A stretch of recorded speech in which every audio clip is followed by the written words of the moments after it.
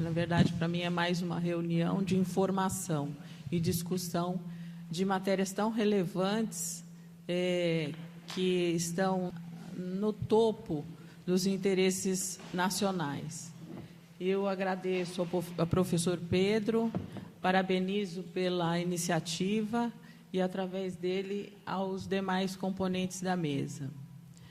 Bem, eu sou advogada e eu milito na área eleitoral. Então, o meu conhecimento é conhecimento de campo. Eu costumo me deparar com muitas situações diferentes em relação ao processo eletrônico de votação. Eu já trabalhei no Brasil quase em todas as regiões e eu sinto uma dificuldade muito grande em exercer a advocacia diante de um modelo de processo eletrônico que nos foi imposto pela Justiça Eleitoral. Então, além de fazer o trabalho de fiscalização e auditoria, eu também estudo muito o processo. Eu procuro acompanhar, na medida do possível, todos os atos administrativos que a Justiça Eleitoral pratica. E eu devo confessar que ela nunca me decepciona. A todos os momentos que eu fui buscar informação, eu tive assim, surpresas não muito agradáveis. Então, eu gostaria de compartilhar isso com vocês hoje. Eu tenho duas questões aqui, eu separei a minha palestra voltada especificamente para a biometria, e ela vai abordar duas questões. A ilegalidade da entrega dos dados pelos eleitores para a Justiça Eleitoral. É uma obrigatoriedade, só que eu tenho para vocês a legislação eleitoral dizendo que não existe essa obrigatoriedade. E a segunda, eu vou colocar algumas situações para vocês e vocês vão decidir, cada qual de acordo com a sua consciência, para que serve, qual o objetivo da biometrização do processo eleitoral. Então, aqui eu dividi no item a propaganda institucional da Justiça Eleitoral, que é no sentido, e todos vocês já devem ter visto, eu posso mudar de cara, eu posso fazer outros personagens, eu posso isso ou aquilo, mas eu não posso mudar a minha biometria. Então, dessa forma, eu vou ser identificado e vou poder votar nas próximas eleições. Então, a Justiça Eleitoral, numa propaganda maciça, ela está dizendo que a biometrização do processo ela tem a ver com o aprimoramento do sistema eleitoral, impedindo que um eleitor vote por outro. Só que eu tenho provas aqui, coletada durante o trabalho que eu já faço para investigar o processo eleitoral, que talvez, essa é a minha opinião, eu vou tentar passar isso para vocês tomarem a decisão.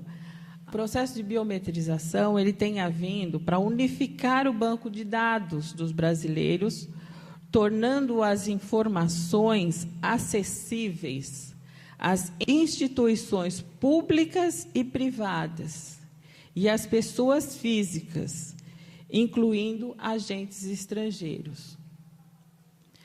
Então, eu vou começar a minha explanação mostrando para vocês como se iniciou o processo de biometrização no Brasil. Como o professor Pedro já adiantou, isso começou em 2005, com o ministro Carlos Veloso. Ele veio de uma forma, assim, para mim, assustadora, dizendo que iria implantar um projeto monstro, um projeto de cadastro eleitoral que teria por consequência, teria por objetivo impedir que um eleitor votasse pelo outro. Só que nós devemos lembrar, e aqui eu vou fazer um parênteses, que até 1986 o título de eleitor ele tinha foto. E numa decisão única, unilateral da Justiça Eleitoral, essa foto foi tirada, Para nós que militamos na área do direito eleitoral, isso foi terrível. Por quê? Os candidatos, eu não sei se por natureza, por desonestidade, por necessidade de se eleger, eu não vou fazer nenhuma questão de mérito aqui, mas eles pegavam os títulos e pediam para outras pessoas irem votar. Eu vi isso em muitos estados. E eu sentia que a culpa era totalmente da Justiça Eleitoral. Por quê? Antes disso, era cara crachá. Depois de nós ficarmos sem a foto, o mesário ele tinha simplesmente um papel com dados de eleitores e ele não tinha nenhuma foto para identificar essas pessoas. Então, a partir de 2005, a Justiça Eleitoral quis corrigir essa falha dela, tá? Que não teve nenhuma participação de nenhum outro órgão. Então, ela começou a criar a biometrização. Então, o ministro Veloso, Carlos Veloso, de uma forma assodada, ele disse que ia implementar a biometrização no Brasil. Ele criou um grupo de trabalho em novembro de 2004. E nessa reunião que ele fez, nesse seminário que ele fez em abril de 2005, ele tornou público que ele iria biometrizar todo o processo e queria dar um documento de identidade para muitos eleitores que ainda não tinham carteira de identidade, etc., etc. E que, com isso, as pessoas poderiam, na hora de votar, se identificar de forma a mostrar a sua fisionomia para o mesário ter mais condições de saber se quem estava votando era ele mesmo. Mas isso foi muito rápido e me assustou um pouco, porque existe toda uma regra. Nós que trabalhamos com direito sabemos que existe toda uma regra para se fazer uma licitação, para se conseguir verba para implementar um projeto desse tamanho. Bem, em abril, ele anunciou que até outubro que ele já estaria com um projeto bem adiantado, e muitas cidades já estariam com o processo de biometrização já completado. Eu me assustei e procurei saber se se todas as normas da Lei 8666, que fala da licitação, se elas estavam sendo cumpridas.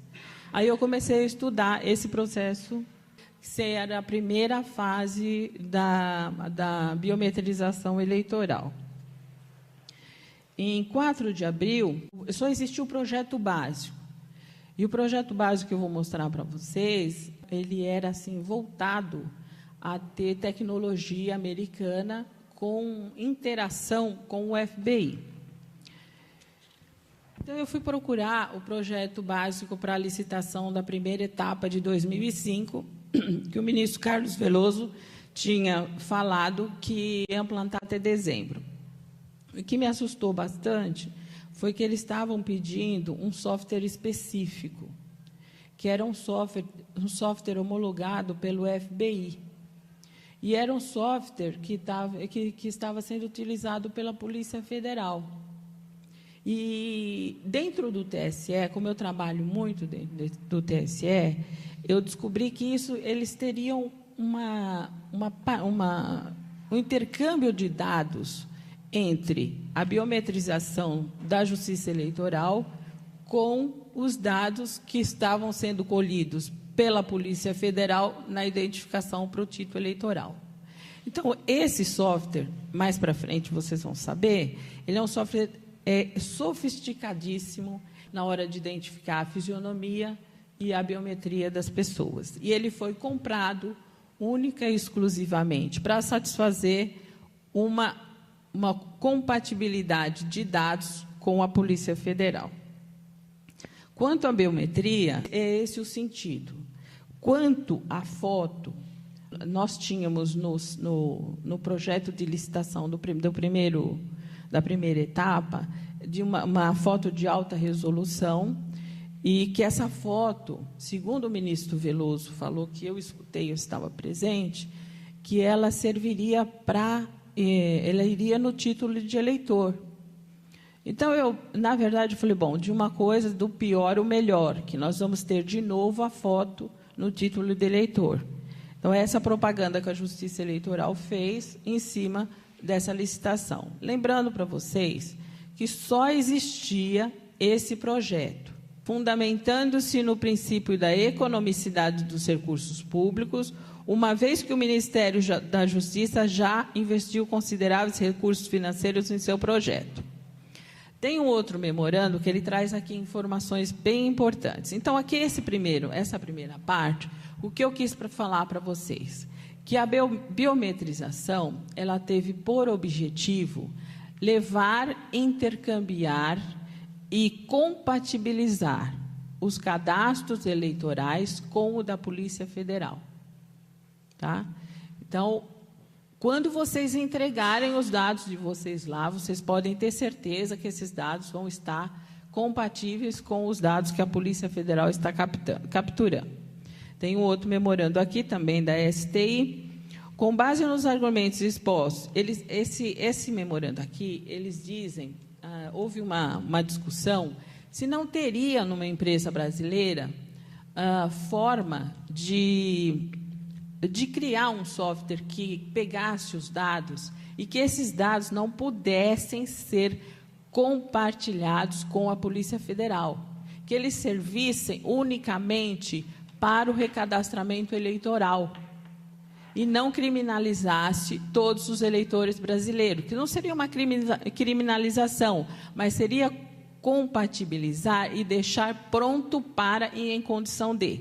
Então, essa empresa, ela veio e disse, olha, não teria uma empresa brasileira que tivesse essa qualidade de software e que pudesse fazer essa captura de informações sem que houvesse um software homologado pelo FBI? Então, eles responderam.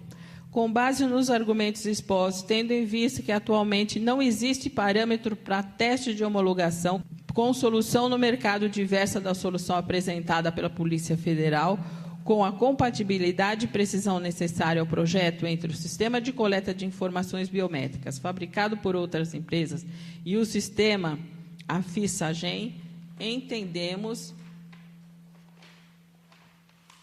que o sistema de coleta da SAGEM é atualmente a única alternativa disponível no mercado que possui as garantias necessárias a essa etapa do projeto. Bom, eu acho que aqui eu não preciso mais dizer. O SAGEM é uma empresa francesa e esse site, ela homologa sites para fins forenses e criminais. E a Interpol e as empresas e as polícias do mundo inteiro, elas usam esse tipo de software para identificar os seus criminosos. Tá? Então, essa seria a parte da segunda etapa da biometrização brasileira, que aconteceu em menos de um mês e está aí para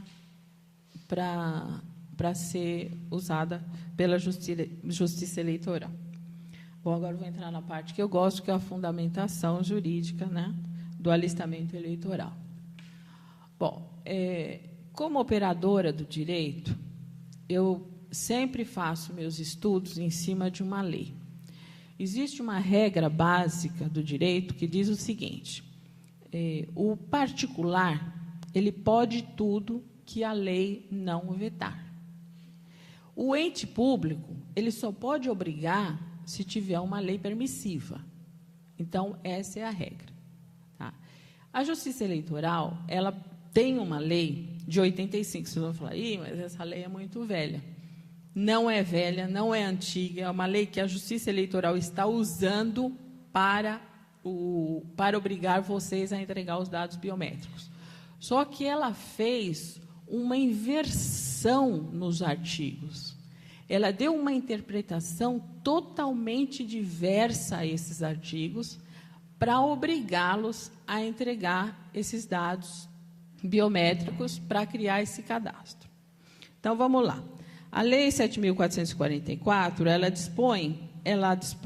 ela veio antes de 1986, quando foi tirado a foto do título.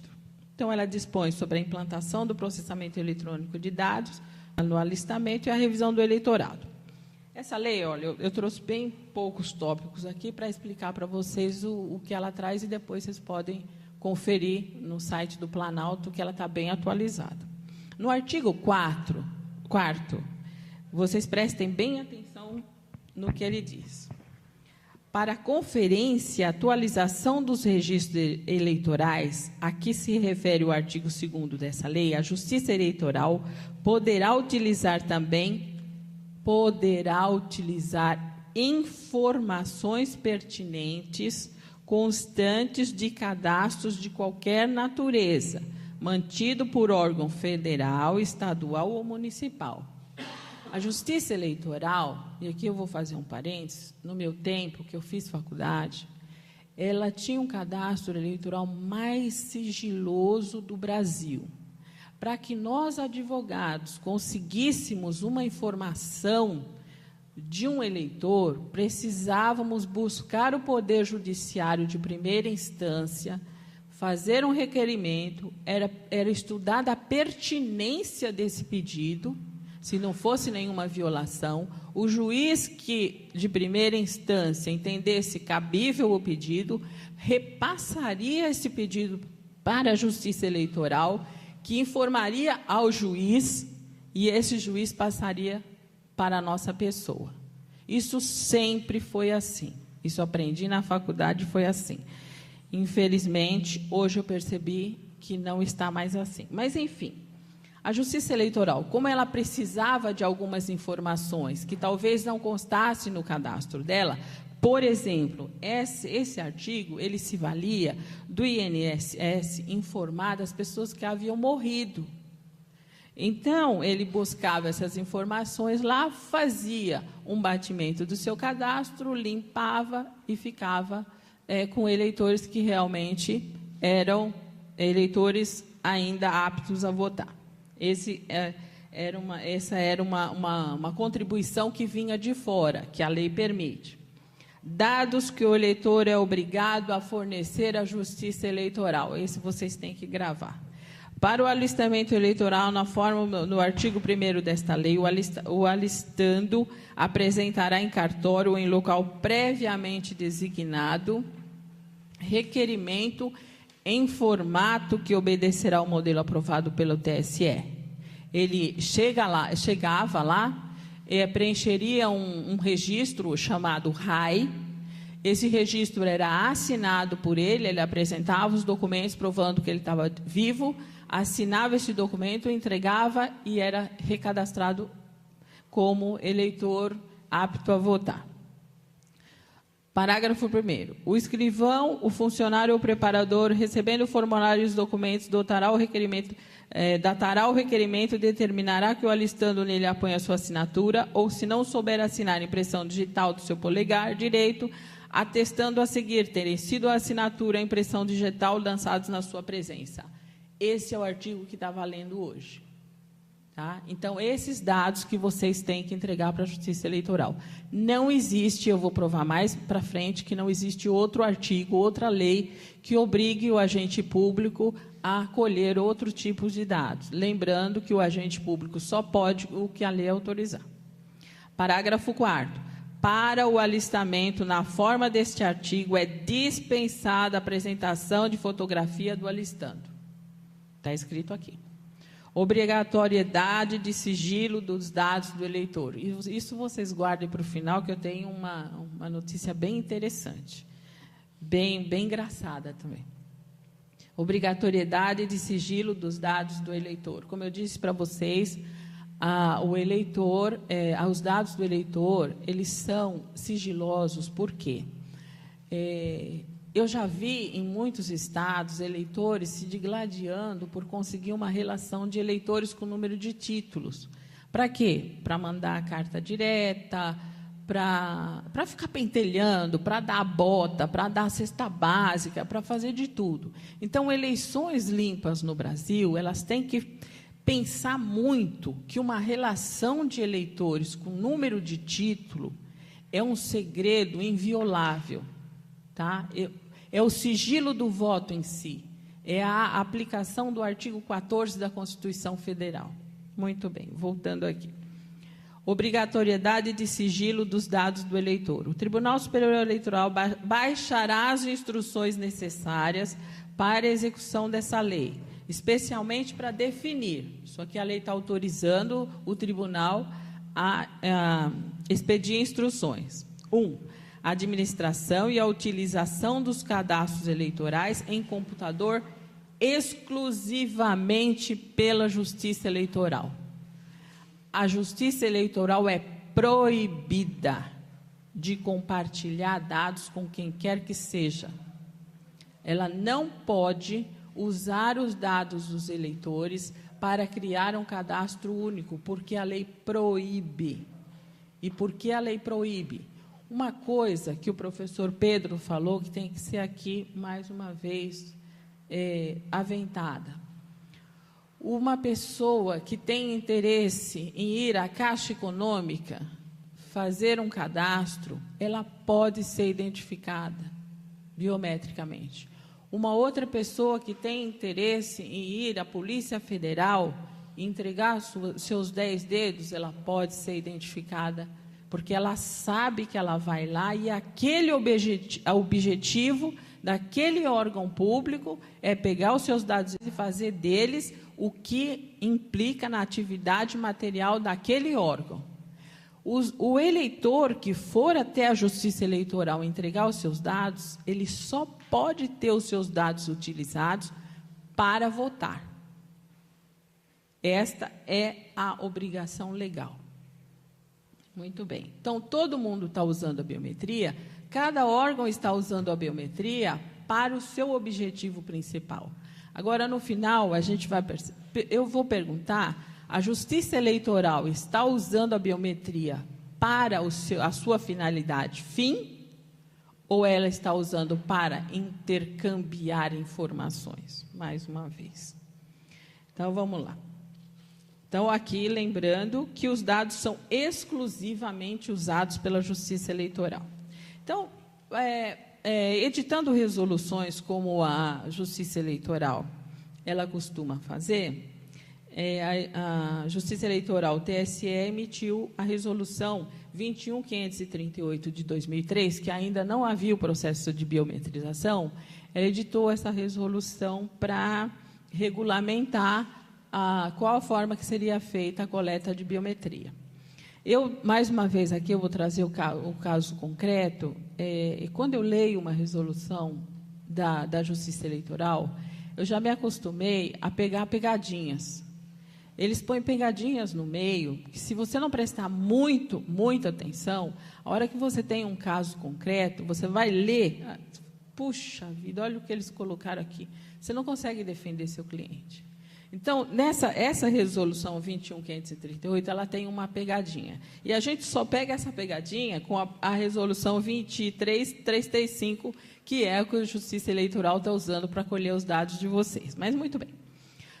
Aí, quanto ao acesso às informações constantes no cadastro, essa resolução de 2003, ela traz assim: as informações constantes do cadastro eleitoral serão acessíveis, olha lá, gente, olha o artigo 9º primeiro, a administração e a utilização dos cadastros eleitorais em computador exclusivamente pela Justiça Eleitoral. A resolução diz o seguinte, artigo 29, as informações constantes do cadastro eleitoral serão acessíveis às instituições públicas e privadas. Privadas. Se partido político pegar esses dados eleitorais, vão fazer uma festa boa nas eleições, tá? Vamos para frente. E as pessoas físicas?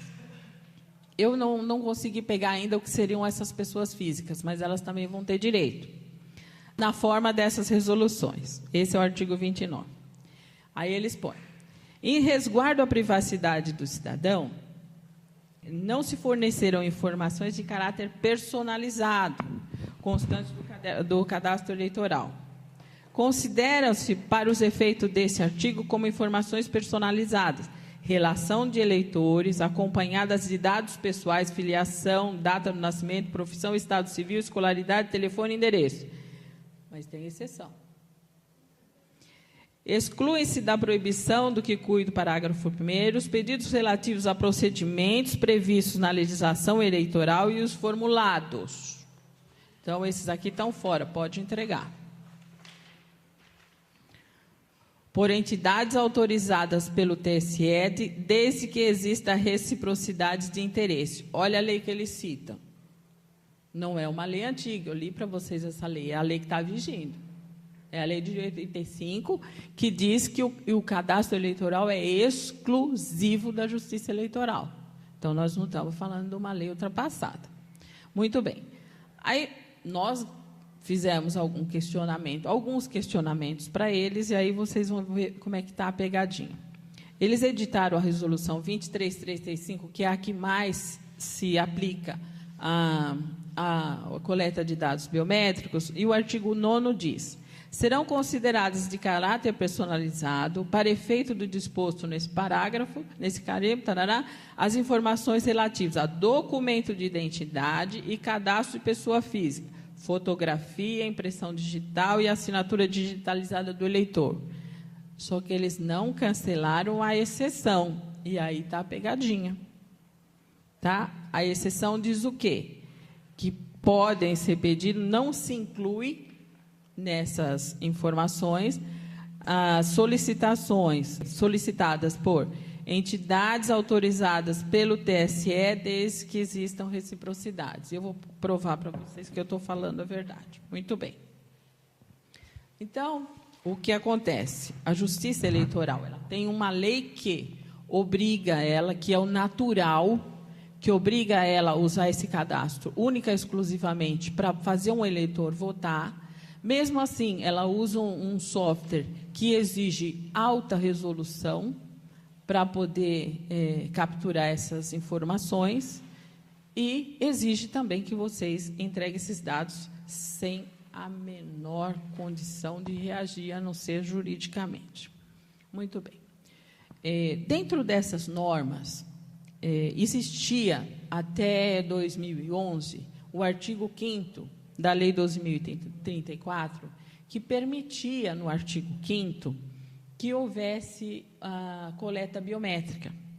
Essa lei ela foi votada no bojo da reforma eleitoral. E ela dizia o seguinte, o artigo, ela propunha uma auditoria do processo eleitoral, independentemente do software. Por quê? Todas as pessoas que foram até o TSE, até hoje, todos esses anos, tentar fazer uma fiscalização do processo eletrônico de votação, não conseguiu. O processo ele se dá em 9 etapas, muito caras, e, ao final, você ainda não consegue garantir que o software que está rodando na urna é o mesmo software que foi homologado pela Justiça Eleitoral. E outra falácia, a Justiça Eleitoral, ela prega institucionalmente que nenhum programa que for homologado pelo TSE, vocês assistem aqui de Brasília, vocês estão cansados de ver a ministra ou os ministros assinando o programa, colocando criptografia e tudo mais que tem direito para que um programa pirata não consiga rodar nas urnas. Eleições de 2012, eu fui para Londrina, eu peguei um programa pirata rodando nas urnas, programa diferente, não tinha sido assinado, viu? Programa diferente, rodando nas urnas, e a justificativa foi a seguinte: olha, você não provou que esse programa desviava votos. Realmente eu não provei. Por quê? Porque quem julga é o réu. O réu é a Justiça Eleitoral. Quem pôs o programa pirata lá dentro foi a Justiça Eleitoral. Como que eu consigo fazer essa prova? Ele nunca vai dizer que o programa vai desviar votos. Eu teria que ter uma perícia, e eles não permitiram a perícia. Tá? Então, essa falácia, ela é da mesma natureza, da mesma qualidade, que dizer que a biometria é para impedir que um eleitor vote pelo outro. Voltando aqui ao assunto. Bem, essa lei, então, ela tinha uma possibilidade de que nós conseguíssemos, os entes que podem fazer a fiscalização, o Ministério Público, a OAB, conseguíssemos fazer uma auditoria fora do software. Teríamos que imprimir o voto para poder recontar depois. Qualquer um faria isso, até nós, advogados, contamos até 500, conseguiríamos fazer essa auditoria. Mas, enfim, o TSE, com o pavor que ele tem de ser fiscalizado, ele fez de tudo para impedir que essa lei fosse votada no Congresso. De tudo. Ele não conseguiu. Nós conseguimos passar no bojo da mini-reforma, foi uma decisão de líder, passou. 2 ministros, Gilmar Mendes e Aires Brito, foram até o presidente Lula pedir para ele vetar. Ele não vetou, passou. Qual a solução? Eles tinham que tentar uma medida judicial para conseguir segurar essa lei, porque a urna, o processo eletrônico de votação, ele é 100% seguro para a Justiça Eleitoral, porque eles não permitem que façamos provas. Então, aconteça o que acontecer, eles têm 100% de segurança que nós não vamos conseguir provar, fazer prova de que houveram irregularidades. Então, para mim, eles dizem, o processo é 100% seguro. Eu digo, sim, para vocês é, para mim não, porque eu não consigo conferir. Muito bem. Voltando aqui. Aí eles foram até a Procuradora-Geral Eleitoral, a doutora Sandra Curro, e, a pedido do Colégio de Presidente TRS, ela propôs uma ação direta de inconstitucionalidade do artigo 5º e, lógico, quem votou era a relatora, a ministra Carmen Lúcia, presidente do TSE. Ela não ia falar, não, eu não vou dar essa liminar. Ela deu a liminar, por óbvio, porque quem julgou? Lewandowski, Carmen Lúcia, todo mundo que ou é, ou foi, ou será do TSE. Lógico, nós perdemos feio. E eles levaram embora o artigo 5º, que eu vou ler para vocês agora. É permitido o uso de identificação do eleitor por sua biometria, tralalá, tralalá, tralalá. Levaram embora esse artigo, então, o que vale? Aquele artigo lá atrás que diz, olha, não tem que entregar fotografia, não, só tem que assinar a RAI, entregar os documentos de endereço e acabou. Nós temos que respeitar as decisões do STF. Se ele diz que esse artigo é inconstitucional também para impedir que vocês entreguem os dados biométricos. O pau que bate em Chico tem que bater em Francisco também. Concordam? Então, tiraram o artigo, não entrega-se mais dado. O tribunal, essas resoluções que eu li para vocês, que eu falei que a 23.335, ela se baseia, ela é a que está mais sendo utilizada em relação à biometria. Ela traz no seu bojo o artigo 5º.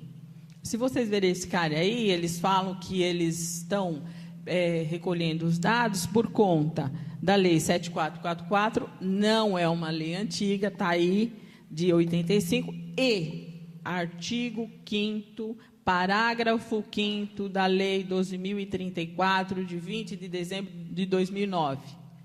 Esse artigo foi suspenso por liminar do STF. Então, não há obrigatoriedade de se entregar dados biométricos para o TSE. Ponto. Então, eu vou dizer para vocês outra coisa agora, pulando essa outra parte. Os dados coletados pelo TSE.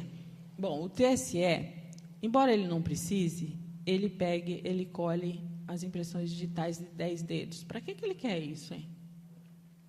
Ele põe na urna 2, ele precisaria de 4. Para que ele quer 10 dedos? Uma foto colorida de alta resolução. Para que ele quer isso?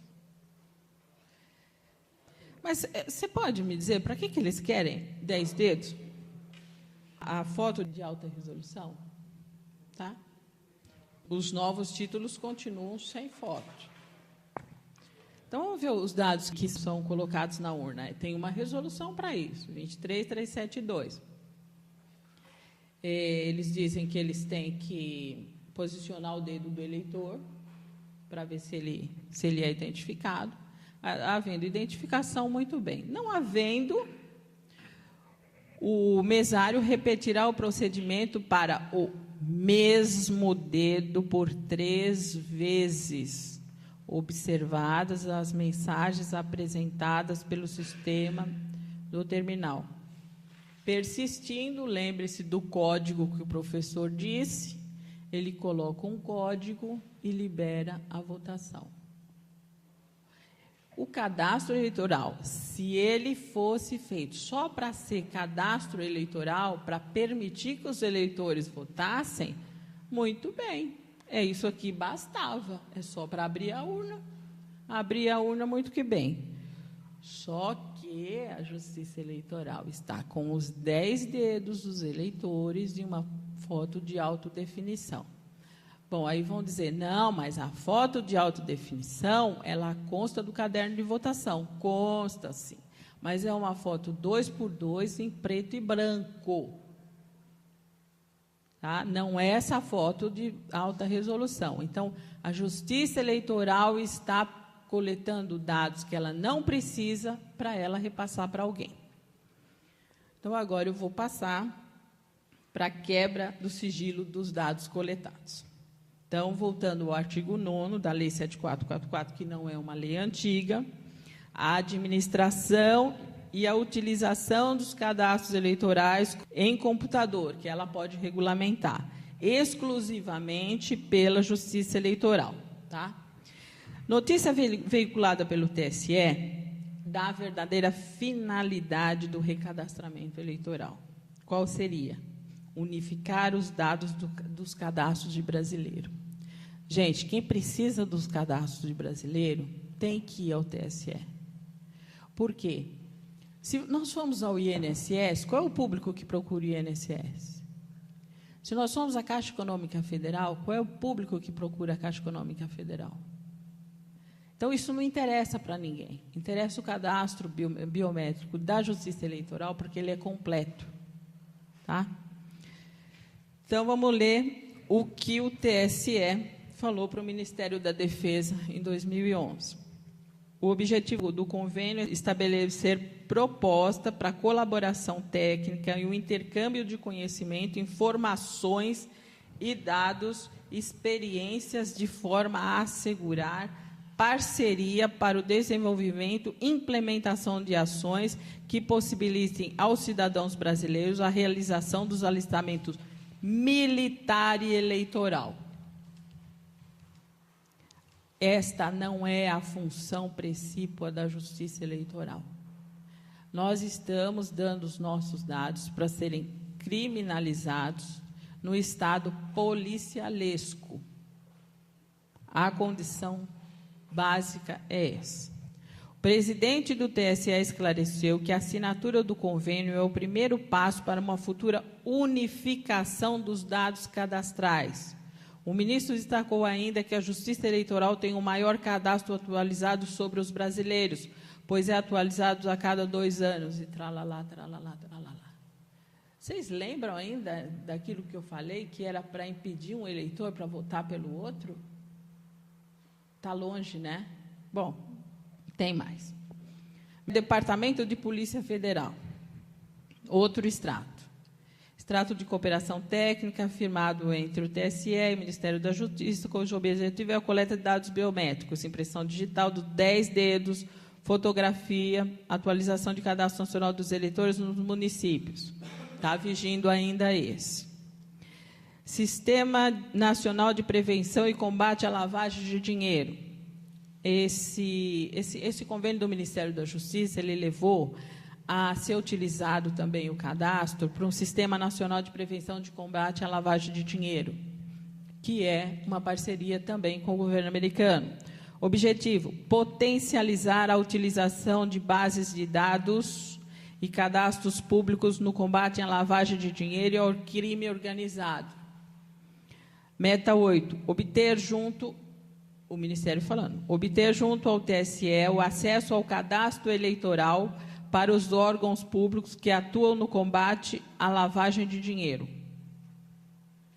O TSE está fornecendo os nossos dados para isso. Mas nós não chegamos no melhor, gente, não adianta. Extrato de cooperação técnica. Quem que é esse aqui? Ministério das Relações Exteriores. Objetivo: compartilhamento de dados do Cadastro Nacional de Eleitores com o Sistema de Controle de Emissão de Documentos de Viagem. Isso aqui tem Brasil, Inglaterra, México. É um contrato que tem muitos países envolvidos. Tá? E os nossos dados estão nesse daqui também. Paciência, vocês que quiserem entregar os dados para o TSE.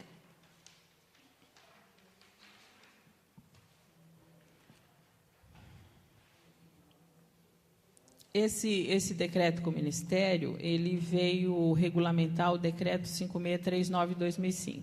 Então, nesse sentido, promoverão a cooperação e o intercâmbio de informações para aperfeiçoar os seus controles de emissão de documentos de viagem e identidade e evitar uma falsificação, adulteração ou utilização fraudulenta.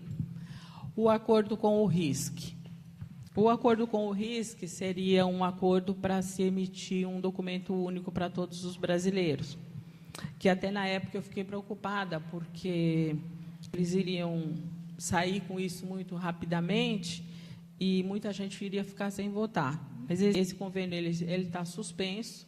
Tem uma pessoa aqui que poderia esclarecer melhor, eu não sei se ele vai querer falar, mas a função precípua do RISC era dar documentos de identificação civil. O nosso cadastro está servindo para identificação, intercâmbio de informações militares e criminais. Então, eu não sei se o Rick vai querer entrar nessa. Esse é o melhor. Você está no celular? Esse aqui é o melhor e eu vou ler para vocês esse contrato. Acordo de cooperação técnica com uma empresa privada. O TSE assinou dia 23/7, virou uma bagunça perfeita. Ele assinou um acordo de cooperação técnica, que eu tenho ele aqui, entre o Tribunal Superior Eleitoral e a Serasa. Então, para uma execução, para uma empresa privada que vende os dados, porque cada acesso que os clientes da Serasa têm a essa base de dados, eles pagam R$ 6, se você não quiser imprimir. Se você quiser imprimir, você paga R$ 7.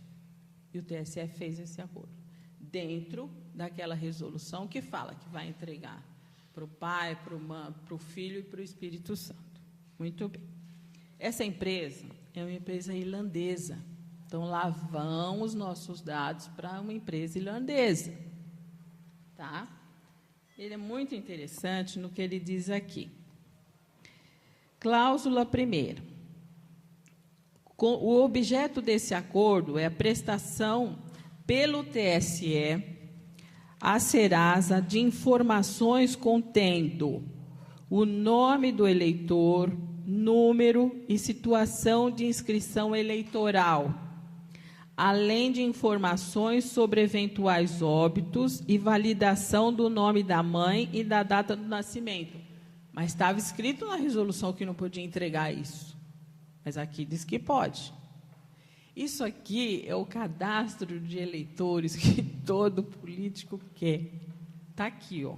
Ele pode acessar a base de dados do Serasa, que ele vai ter acesso a elas.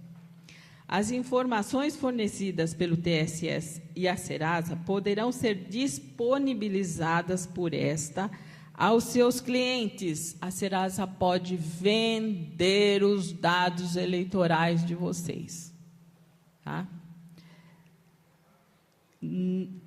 Aos seus clientes, nas consultas aos seus bancos de dados. Legal, né? Tem mais. Poderá haver cruzamentos de dados previamente fornecidos pela Serasa com retorno pelo TSE sobre ratificação ou não das informações. Certo? Em contrapartida, a disponibilização pelo Serasa das citadas informações, a Serasa emitirá ao TSE quantidade de 1.000 CPFs, certificados digitais, validados por 2 anos. Isso aqui os mais versados em conta, que não fui eu, fizeram um cálculo. Vai custar R$ 130 por ano para a Serasa. E ela vai ter um lucro sensacional com essas informações, além da precisão dos dados, porque o cadastro eleitoral ele tem credibilidade, pelo menos é o que eu espero que sim. Mas tem uma outra coisa muito interessante aqui. Se vocês perceberem, esse contrato ele não foi assinado por nenhum ministro, ele foi feito pela área administrativa, virou carne de vaca. Entendeu? Porque antes, no meu tempo, meu ledo tempo de engano, que a gente fazia um ofício para o juiz disponibilizar os dados, agora não precisa mais. O que ele tem que fazer? O fornecimento dos dados à Serasa será realizado nos estritos moldes das regras técnicas definidas pela Secretaria de Informática do TSE. Tá? Então, senhores, essa é a informação que a Justiça Eleitoral está vendendo os dados cadastrais. Agora, por último, aqui, indo para o final da minha fala, o que a Justiça Eleitoral tem um convênio com a Polícia Federal é inequívoco, tá? Isso existe, foi feito pelo Ministério da Justiça, etc. Agora, eu queria fazer aqui uma comparação entre uma publicação que saiu do Bob Fernandes, que ele disse que o FBI ele tinha uma participação muito grande aqui nessa data que aconteceu todos esses eventos. E ele, inclusive, ele criou a ADEA, que hoje é uma divisão de antiterrorismo. E ele dá nomes, ele fala como entrava o dinheiro, e a gerência do FBI no Brasil era muito grande. Então, tudo isso que eu falei, ele tem que ser lido também a partir dessas informações desse jornalista. E outra coisa também é a informação que o Paulo Lacerda fez, é um delegado da Polícia Federal, ele teve que explicar na Câmara a parceria da instituição da Polícia Federal com o FBI. Ele disse que ela existe desde 1974 e que é para intercâmbio de informações. Então, eu não tenho a menor dúvida, quer dizer, eu tenho certeza e tenho provas que o FBI está envolvido no processo de biometrização brasileira e que a função da Justiça Eleitoral em fazer isso, ela tem um objetivo diferente da sua função precípua e que não é para nada, em nenhum momento, ela tem interesse em pedir que um eleitor vote pelo outro, porque ainda é possível um eleitor votar pelo outro, e a ideia dela é criar esse cadastro monstro para ela poder compartilhar, e agora eu descobri que ela quer vender também. Muito obrigada pela paciência de me ouvir.